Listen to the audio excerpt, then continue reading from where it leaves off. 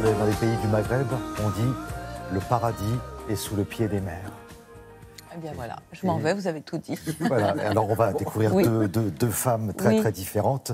Et on va commencer par le livre d'Éric Fotorino. Voilà, qui s'appelle 17 ans, qui est paru chez Gallimard. Éric Fotorino, c'est vraiment un auteur singulier en France, qui poursuit une œuvre très originale, dans laquelle souvent il parle de son histoire familiale, très intense, assez compliquée. Il en a fait des livres très pudiques et très bouleversants, notamment L'homme qui m'aimait tout bas. Il a parlé de son père adoptif, il a parlé de son père biologique qu'il a retrouvé, qui s'appelait le docteur Maman. Ça ne s'invente pas, c'est la fiction et la réalité sont toujours très imbriquées chez Éric Fotorino. Mais il y avait une sorte d'angle mort dans son œuvre, de part manquante, de mère manquante, c'était la mère. Qu'il considérait comme une grande sœur avec qui les relations étaient très compliquées. Ce livre s'ouvre par justement cette mère qui réunit ses 3 fils, dont Éric Fotorino. Elle commence, elle leur dit « Ne m'interrompez pas » et elle leur raconte que le 10 janvier 1963, elle a donné naissance à une petite fille. Or, il y a une fratrie avec ces 3 garçons qui est devenue cette petite fille. Et c'est là que l'histoire commence.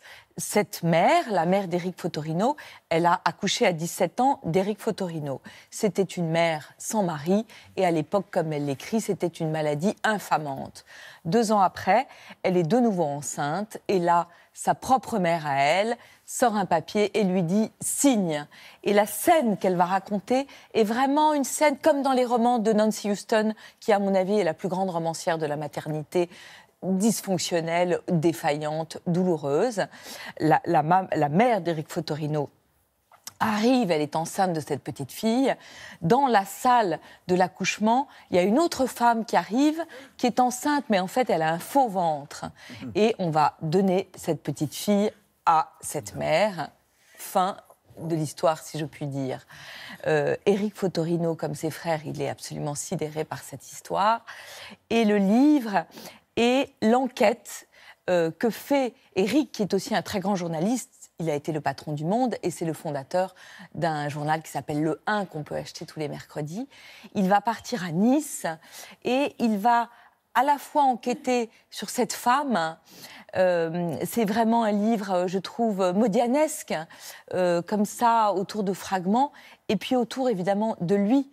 Parce que quand il est né, que sa mère avait 17 ans, sa mère lui a toujours dit qu'elle ne savait même pas où elle avait accouché.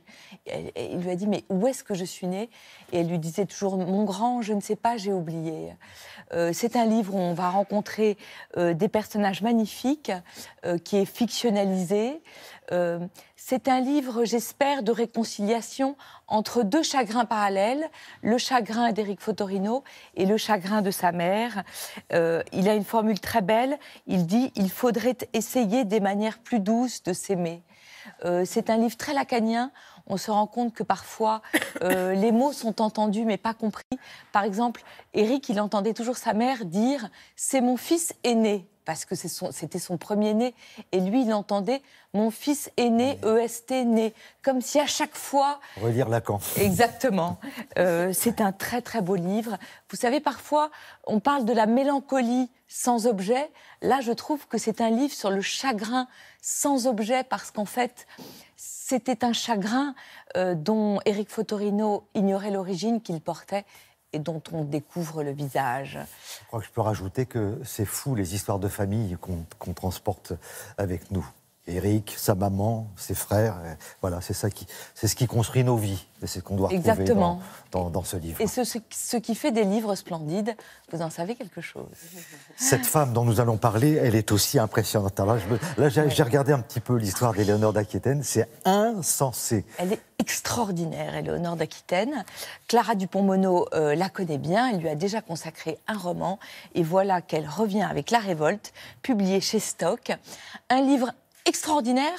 Vous savez, un bon roman, en tous les cas, c'est un parti pris. Le parti pris de Clara Dupont-Moreau, là, c'est de faire raconter Aliénor d'Aquitaine par l'un de ses fils, Richard, Cœur de Lion, qui raconte sa mère et il lui raconte l'acte insensé qu'elle a demandé à ses fils, c'est-à-dire de renverser leur père. Alors, retour en arrière, avant la révolte.